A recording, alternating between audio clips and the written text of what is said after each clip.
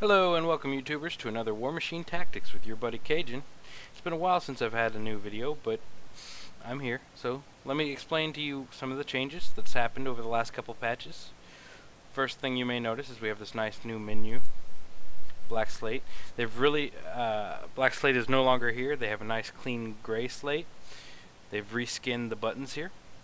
They've really polished the UI. They've done a lot to polish the UI. They've added a squad construction feature where you can create and customize your army list. I'll show you that for a second. I have some layouts here, but we'll go ahead and start with a new layout. What you'll do is you'll pick one of your factions. Let's go ahead and go with Khador. We'll go to construct a squad. Okay, now the limitations are that you have to have only 16 members, and this is part technical limitations, part quality of life limitations. There's going to be game features implemented such as 4-way free-for-all, and with every unit acting as a solo, it can be quite cumbersome to move more than 16 per turn. So to cut down on turn time limits, you have a cap of 16 including your Warcaster. Now a patch ago you had the requirement that you had to have 2 Warjacks. They've removed that requirement. It's good that they have. I think Khador currently works better with a 1 Warjack setup. We're going to go ahead and pick the only caster available to us now. As of Tuesday the 19th, that will change. Each of the new factions is getting a second Warcaster. There we go. Let's start off with Sorsha. Alright, so that's your Warcasters tab. We're going to go ahead and look at the Warjacks. Each of the characters now tells you what they do as you select them. They've added tooltips to all of the command bars. Pardon me, I'm drinking a Mexican Coke. Ah, nothing so sweet. Alright, so we have 20 Warjack points, and each of our jacks is pretty expensive. We're going to go ahead and pick up a destroyer. I like to have some kind of ranged presence on the battlefield. And we're going to end up burning 2 of our Warjack points. One of the things you may notice is that the Warcasters have something like 4 times the Warjack points they would have on tabletop. Part of the reason is, well, a lot of the units have doubled in price. Alright, so let's check out our warriors. Currently available, we have Winter Guard, Rocketeers, Men of War, and Iron Fangs. The Iron Fangs really seems to be the backbone of the Khador army now. I'm not a big fan of the Men of War, but I might pick up 1 or 2. They do come with a Tactics exclusive Annihilator armor swing, which is a debuff. It hits a heavy jack and then reduces that jack's armor by 2. So you can really devastate a heavy jack if you open up with that armor splitter and then you just waylay into them with your Iron Fangs. You can never have enough rockets. Rockets are awesome. I think 4 gives me a lot of coverage. They're great at knocking down light and medium bases, small and medium bases. So we're going to go ahead and save this Khador list, and it's my Khador loadout too. One of the other features that they have added to the game that's most recent in this patch is a quick match function. So we're going to go ahead and quick match.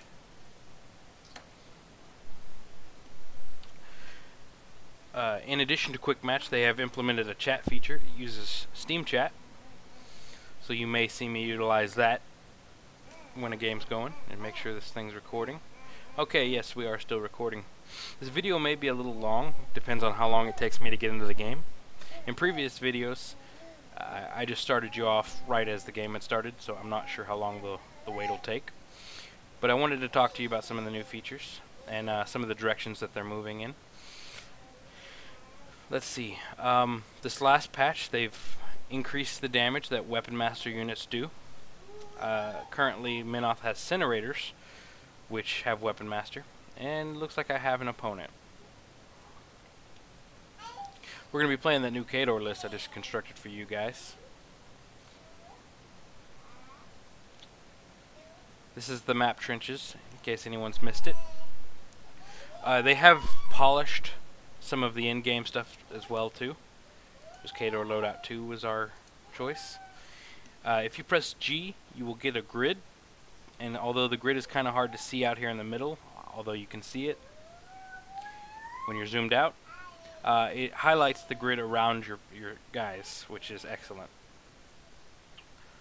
Alright, I'm going to go ahead and put my jack in a big central location, and I'm going to put my Iron Fangs on a flank to anchor it, keeping them together for shield wall purposes. I am fighting another Khador, so I don't have to worry about Crix running a bunch of influence versus my guys. I'm going to go ahead and, let's see. I don't want my Men of War too far from the Iron Pikes, as it's really the Iron Pikes who benefit from having a Men of War around. So what I'm going to do is I'm going to go ahead and split my forces this way. The shield wall does work with different units. He can stay there. I'll grab that one there. We'll go 3 and 3. That should maximize my my shield wall coverage. I guess I said iron wall earlier. We'll go ahead and put a rocket guy in the trench. He's good to advance up. It'll keep him somewhat safe. I did not see a whole lot of range on my opponent's forces. Let's see what he does have for ranged. He has 3 Rocketeers and 2 Winter Guard. Oh, he does have a Demolisher. Or Destroyer, rather. I keep calling these guys Demolishers. This big Bombard Cannon makes me think of Warhammer 40k's Demolisher Cannon. That's probably where the confusion comes from. Alright, he does have a Juggernaut. I do not have a Juggernaut in this squad. I have just my Destroyer. We are going to try to divide and conquer. We're going to go for, if he brings both of his jacks out equally, out here into the middle, I'm going to try to take out the Destroyer first, tie the Juggernaut up with sacrificial Rocketeer men. After they fire their 3 rockets, they're just chaff for me. And I hope that I will polish off his Destroyer with enough boxes left to take on that Juggernaut.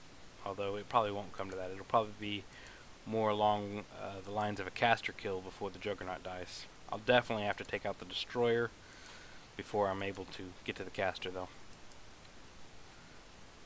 First turn, as you do in Warmachine, you run forward. You don't always have to go your max distance, but it's a positioning game.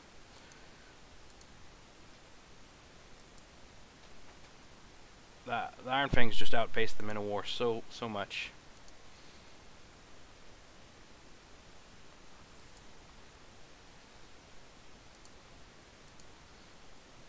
They have critical knockdown, great ability. It really ties people up. If they take a free strike from you, it's a good chance you're going to crit them, and it just really ruins their movement when they're knocked down and unable to continue. They have changed, this is another thing that they've changed in the patches. Now you see a number for the damage charts as opposed to stars. Previously in a previous patch you saw stars for the damage as well. This is a bug that all the weapons currently say physical, although Khador, I'm pretty sure most of their weapons are physical. Currently flamethrowers and Menoth, they say physical as well, even though they're fire. As well as the Stormblades. Signar should be lightning for the ranged attack at least. Still says physical. I'm confident that they'll fix that in short order. And I have failed to move Sorsha up. I'm going to go ahead and wish my opponent good luck with the chat feature. Now, because it's using Steam Chat, it says that so-and-so is offline until he's tried to send me a message as well. It's because I don't have this guy on my friends list currently. Although I'll add him if he'll have me. So let's see. Another thing, because I didn't activate and move up Sorsha, they have actually implemented a warning that says, hey, you haven't activated all your guys. I have disabled that warning message, but it is there for newer players. So it won't be a problem if you don't turn that message off. Sorsha will recover. I don't think Fog of War was that important to cast this first turn. He's not going to be shooting anything at me this turn. And with only the 1 jack to fuel up with focus, I can reasonably cast Wind Rush to mitigate this 1 turn of disadvantage here. And then I can still put Fog of War up. You may hear my son running around in the background. He's a hyper little guy.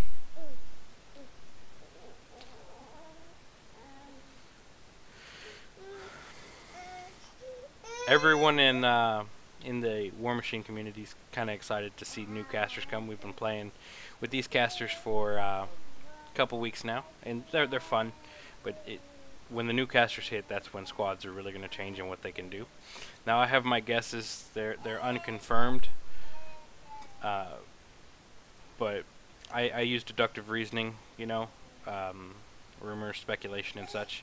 And I think we're going to be real impressed with the casters that are coming out. Let's see. This is one of the actual great uses for Men of War, is a line of sight blocker to your caster. Although their defense is negligible, if you don't have them next to each other, if you have one in front of the other like sand people and march single file, then leaving a space in between, of course, then someone's not going to earthquake both of them and then snipe you. These big heavy jacks, it's with how much space they take up, it's hard to justify sitting behind them and having another unit in between your caster and the warjack for protection. The current maps don't offer a lot of terrain to hide a caster in the middle. You have this one lateral object, one obstruction rather, and you have this trench over here that you can hide a caster in. But in this middle, it's like a no man's land where you can line up shots on casters, especially if you have an AoE knockdown and you can bring down those big jacks.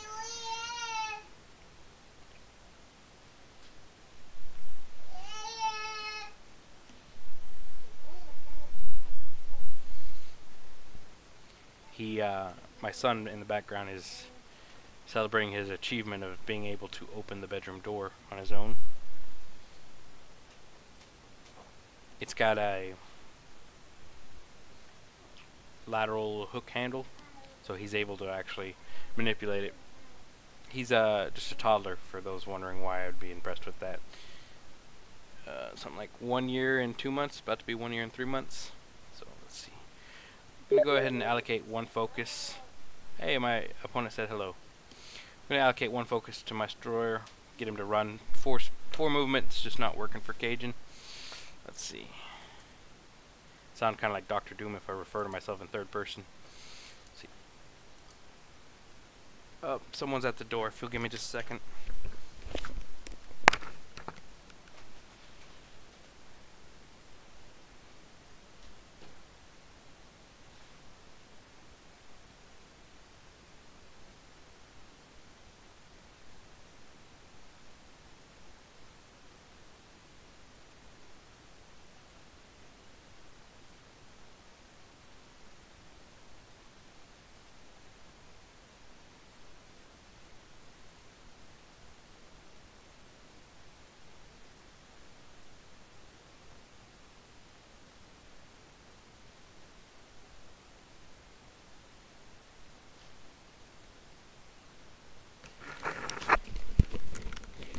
And I'm back. Sorry for the delay, guys. Let's see.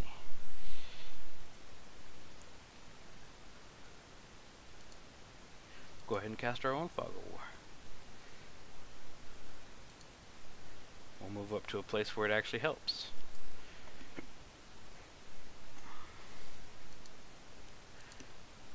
I'm going to go ahead and run my Man of War up, provide that extra bit of line of sight block to the caster. Now he's likely to be able to take a shot on me this turn, so I'm only going to move up so far as to be able to shield wall. The bombard cannon from the destroyer does hit with a wallop if it hits, but this should protect me from blast damage.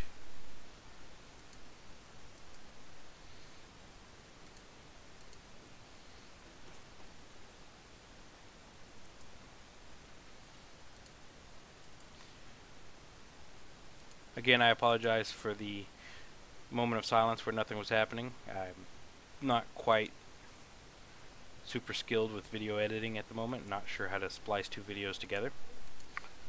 So I didn't want to just stop the video and then start another one. I use Open Broadcast as my recording software.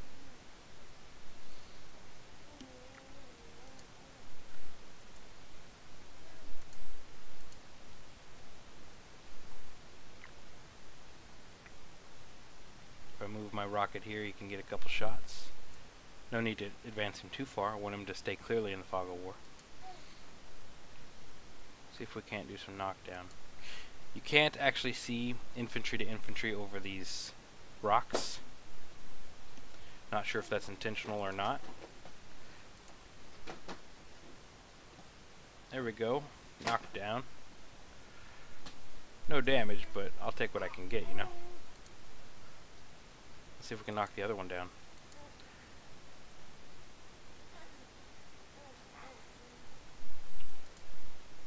Can you get up into the fog? I don't know if that counts as you being in the fog.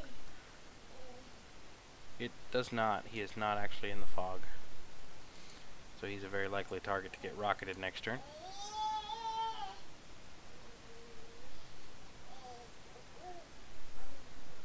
Ooh, I can line up a shot here. So I'm going to go ahead and do that. 16% chance to hit.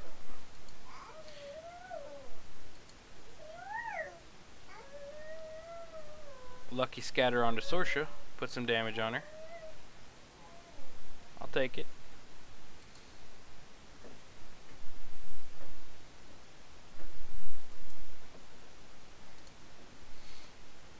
Come on, crit. 1 and 4. Let's do some damage.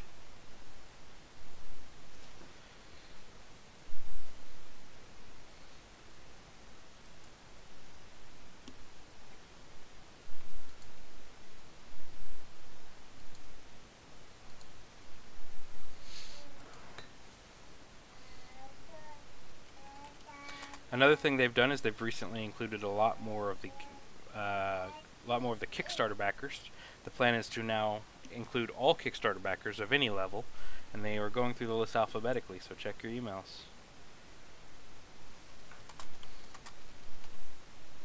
They had something like 15,000 codes to send out, so the community is growing exponentially this week and next week as just thousands of people come in.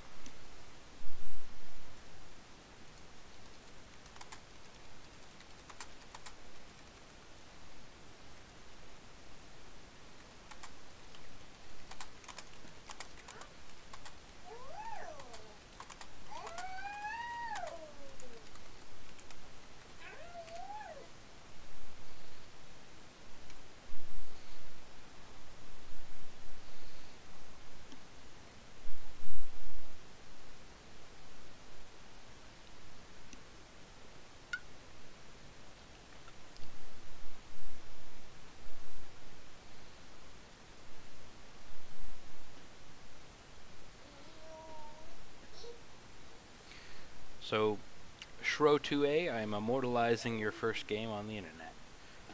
You'll be able to mark your progress as a player.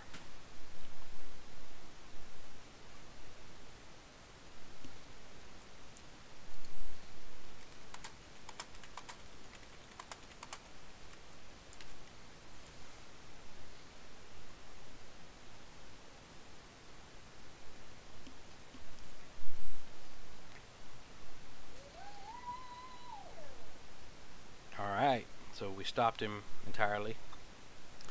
When you stand up from a knockdown, if he was to move forward, he couldn't shield wall, and he doesn't want these guys taking damage. Armor still shows up as stars. The simple way to know what that does is each star is -1 to damage. So these guys are at armor 6 in tactics, so 6 damage is subtracted from whatever they're hit with. If I were to hit them with one of these axes, I would only expect to do 3 damage without a critical strike. Alright, Sorsha has moved up. She should be in range for a bombard shell from my destroyer next turn, as we fired at this guy last time. It'll be hard to hit her because she's in cover, but she doesn't have Fog of War up, and let's see if she casts it again. She really should have just upkept it. Oh, she's going to win rush back. Oh, she didn't leave herself enough focus. She must have fully focused that that hand cannon shot. She really lit this guy up. You see, she did 12 damage. His measly armor 1 only stopped 1. Was not enough to save him.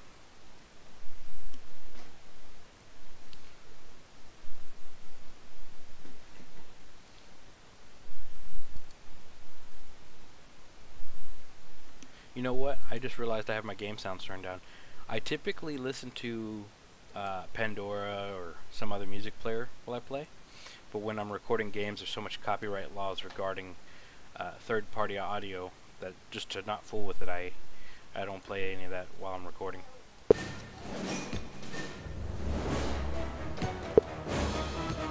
But they got their own music now. This music has changed. Might be a little too loud to hear me.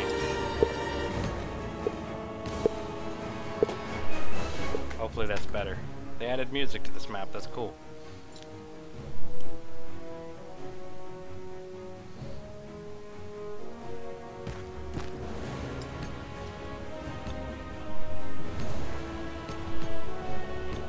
I hope it doesn't pixelate. In previous videos, whenever I moved the cameras, that's when you had a lot of pixelation. Another cool thing that they've done is they've added some hotkey features. If I Alt F9, I can turn off the UI. And it gives you a more cinematic look.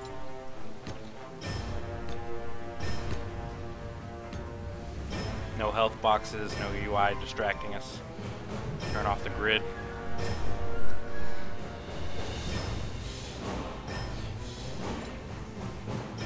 I'm not sure when they will have customized squad colors, but it is something they're working on, and that will be sweet.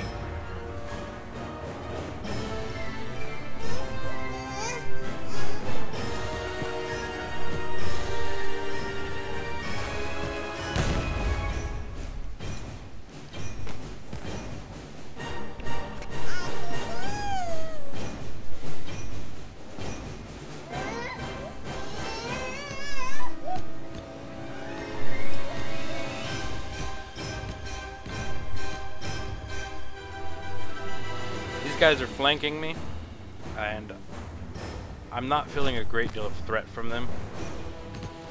I want to stay focused to the casters here.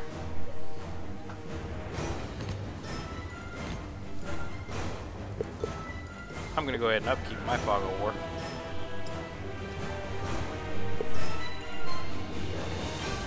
Let's open up with the Bombard Shell. Oh, I can't directly target Sorsha. But I can put that Rocketeer next to her into the grave. I'm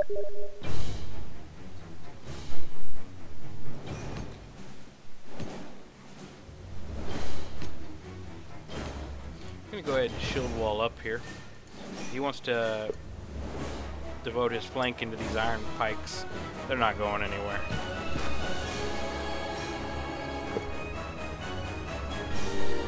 Doesn't tie up my iron pikes, they will try to put a flank on his caster. But these iron pikes can get some pretty ridiculous armor. Let's check this out.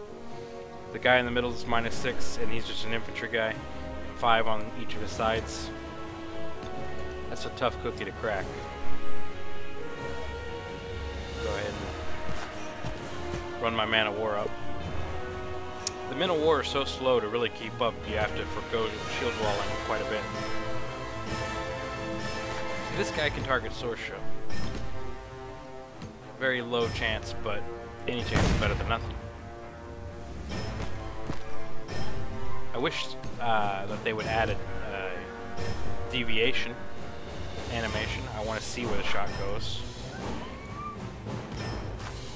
This guy on his butt again.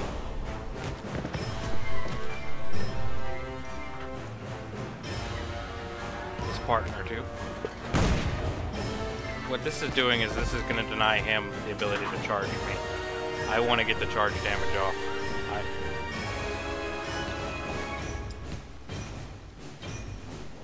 If he stands up, then he'll be able to swing, but he won't go to the shield wall. 1 to 3 damage. You know what? Let's go for it. There we go. That paid off.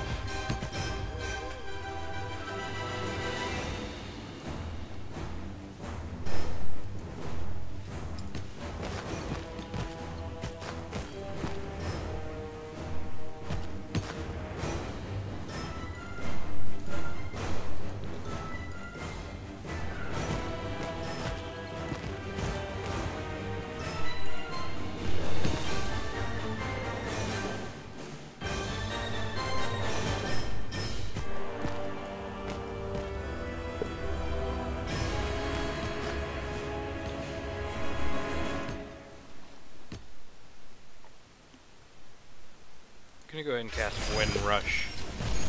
In the odd chance he was able to line up some kind of miracle shot on me, I want a decent defense. There's no reason for me to advance my caster and put her in harm's reach right now. Something I often use to snatch defeat from the jaws of victory. I like to get my caster into the thick of it and really, you know, handle things personally. And often it leaves my caster vulnerable to be picked off by a wise and smart player. You won't see that from me in ranked. No siree, not at all. But in these casual games, you know, it's just more fun to get your caster into it. I like to go for a caster on caster kill. Sure, I could send my army after his caster, but where's the fun in that? So I'm really refining myself and trying to break my own habits. I'm interested to see what this flank will do, if anything, to these iron pikes. He might do some moderate damage. With a rocket, he has a good chance of knocking one down. Disappointed I wasn't able to kill this rocket here.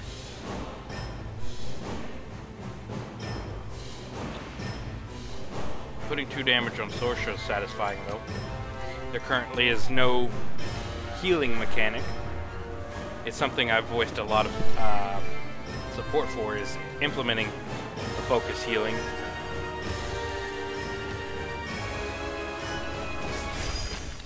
Uh-oh, let's see what she's doing.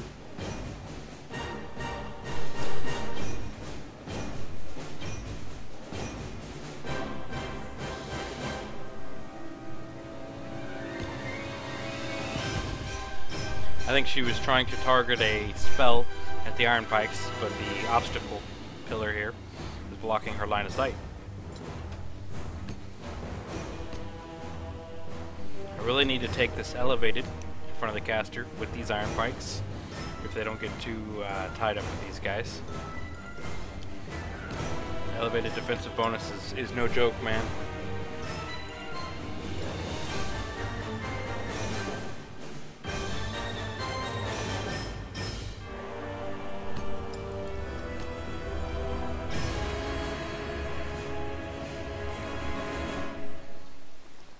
Because these guys charged, they did not get to go into shield wall. And some of you tabletop players may be thinking, well, duh, you can't charge and go into shield wall. Not so in tactics with Temple Flame Guard of Minoth. They have something called the Protector's Rush, in which they can charge and then immediately go into shield wall at the end of the charge. It's an amazing ability. These Iron Fang pikes, they have an ability called Dash, which is kind of like a infantry trample.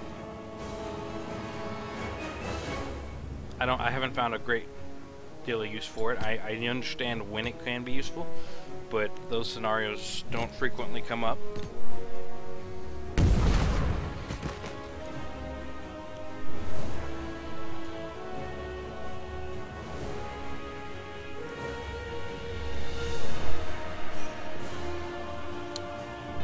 Juggernaut's going to be running out into the middle here.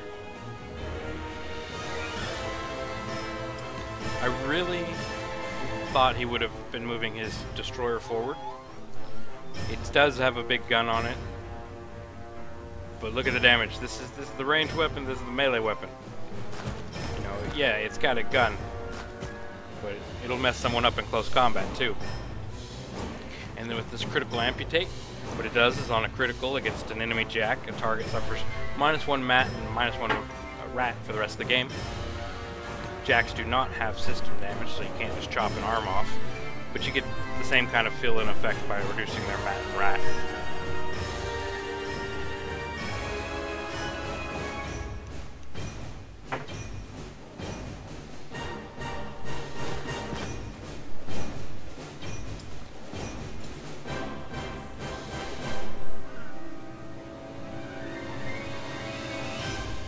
My earlier statement about having to kill the destroyer could still be true if he retreats Sorsha.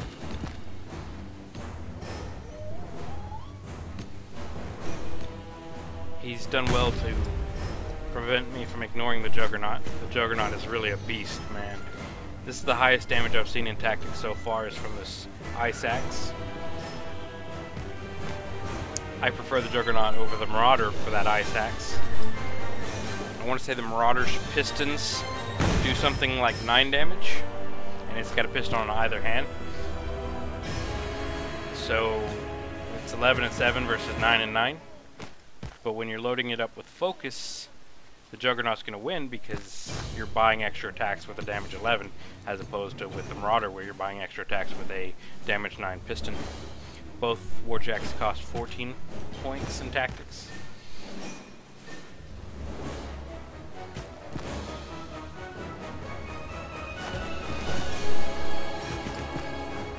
Little combined strike there on my Iron Fang.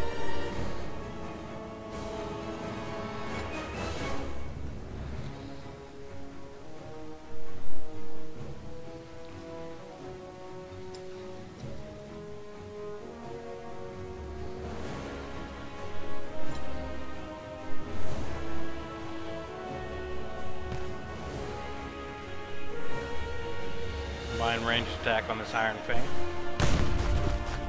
But he lives. And he didn't get the tie-up that he's going to need.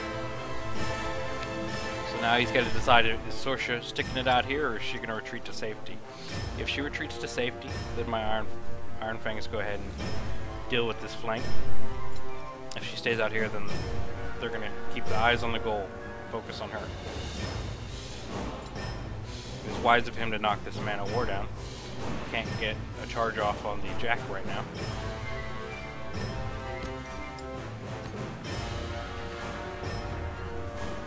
I'll take out his Rocketeers in my turn so that he won't be able to knock it down again.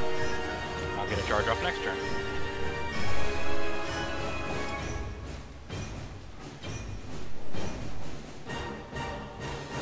We're going to combine melee attack this Man of War and try in an attempt to finish him. Sorcerer's coming to party.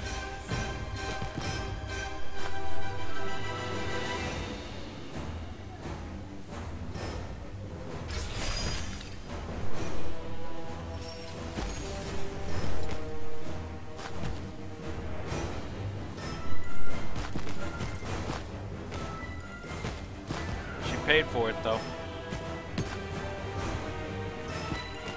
She is camping 2 focus. 2 focus in tactics. She's using it, she's burning it. 2 focus in tactics equates to 1 armor. It's a deviation from the tabletop, but a necessary one for balance.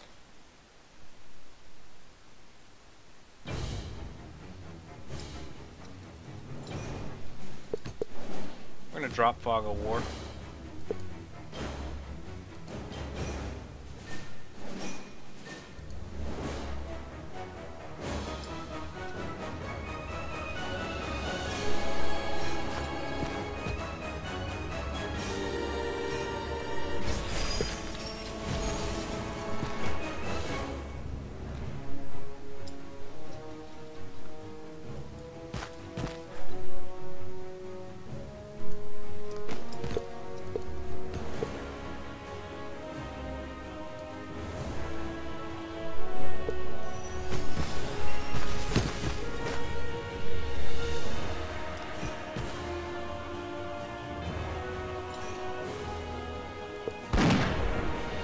Kinda glad that missed.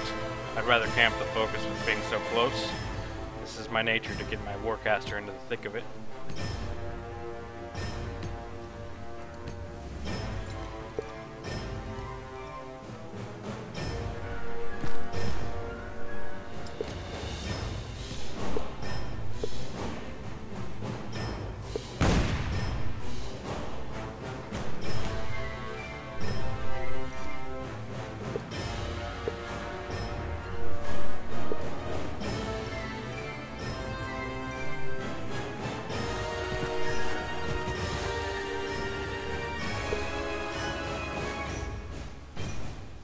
This may not solve all my problems, but it might.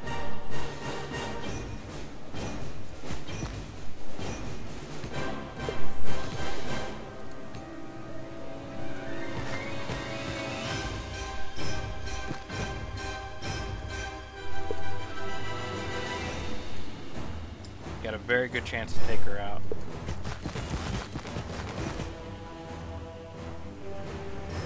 She'll fill that one in the morning.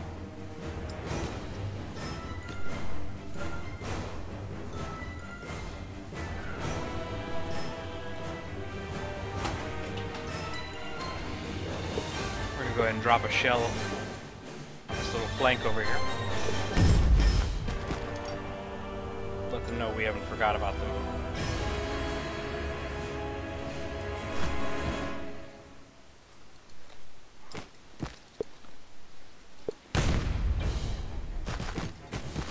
That was a beautiful scatter.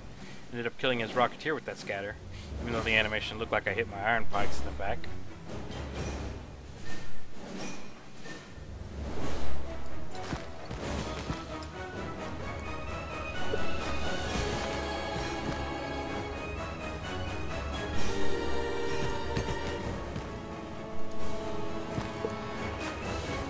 Oh, that was a lovely shot.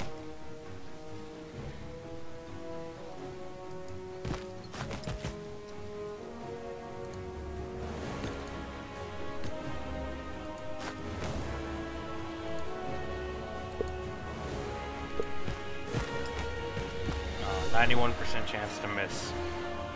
They don't call it 100%.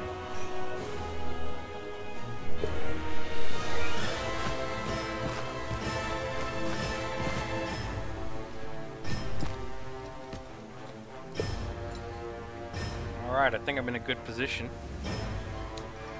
He's got a couple things he can do.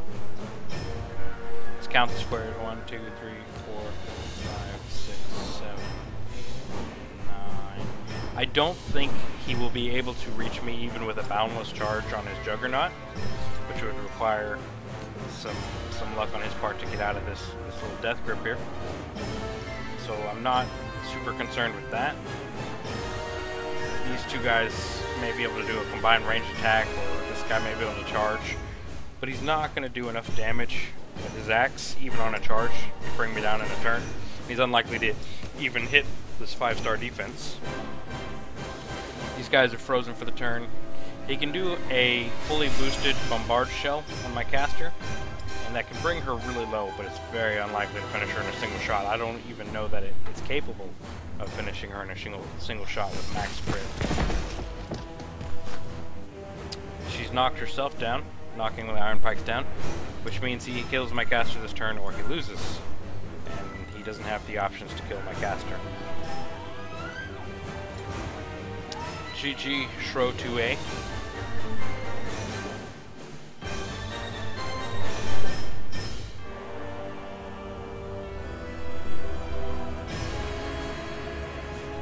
I'll let him realize it first, or maybe I'll finish off the caster before I send him a text that says GG.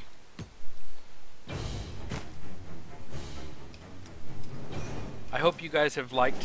I've gotten a lot of compliments as far as my improvement from Game 1 to Game 5 of my recorded YouTube series. I hope you continue to see improvement. Please continue to provide me constructive criticism on what you'd like to see more of, what I can do to improve your entertainment experience.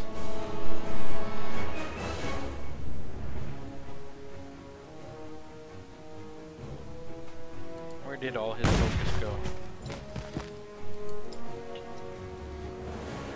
But with that combined ranged attack, if he had fully boosted this destroyer, he might have been able to do the trick if it had landed. What do you guys do when you're in this situation? Do you go for the very professional, very clean, annihilate the caster and end the game? Or do you see what your other units could have accomplished that turn as well? Do you even waste time charging and annihilating these guys? I think I'm going to attempt the quick, clean caster kill. Well, she's knocked down, so there's not much to attempt. It's just a matter of a mere formality of actually doing it. The game looks beautiful.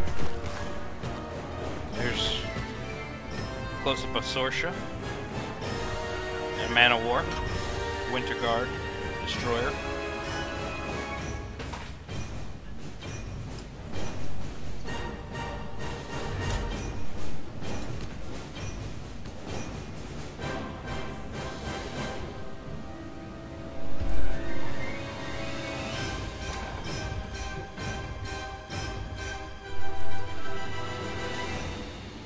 comes, the moment of truth.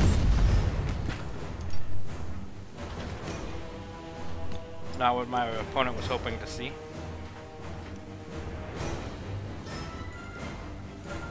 Something a lot of the players... he does say it.